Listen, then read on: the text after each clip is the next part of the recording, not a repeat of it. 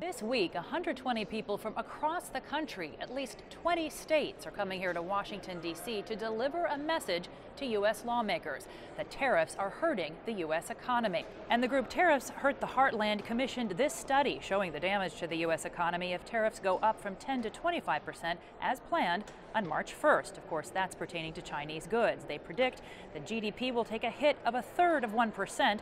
The average U.S. family will lose $767 a year, and they also predict a job loss of about 935,000 jobs. Those losses, they say, are spread out across the country. We've got to be tough for the Chinese. If we're not going to get anywhere. And we've got to also be smart that we don't unintentionally hurt our own farmers, whether they happen to be in Delaware or California or any other place. And it's a tough thing to do, but it's the right thing. We've got to figure out how to thread this needle, hit the right balance. But for us, who represent an important agricultural state, it's important that this administration knows they have got to feel a sense of urgency to get this done.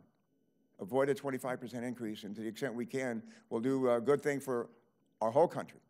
U.S. lawmakers have also proposed legislation that would limit U.S. President Donald Trump's ability to implement tariffs without the consent of Congress. And even though that has very little chance of going anywhere, it is a message of sorts from members of his own party as well, that they want the tactics of the trade war to change.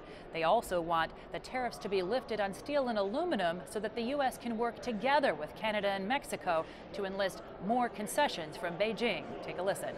Both the President as well as Wilbur Ross, when it came to the new NAFTA, the USMCA, said that once that agreement is signed, not ratified, signed, the steel and aluminum tariffs would go away on Mexico and Canada. That hasn't happened.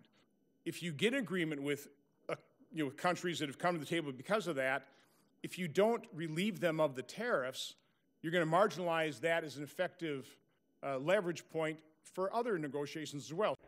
For its part, the White House still maintains the U.S. economy is strong enough to weather any impacts of tariffs, present or future. Of course, that's likely to be put to the test. Jessica Stone, CGTN, Capitol Hill.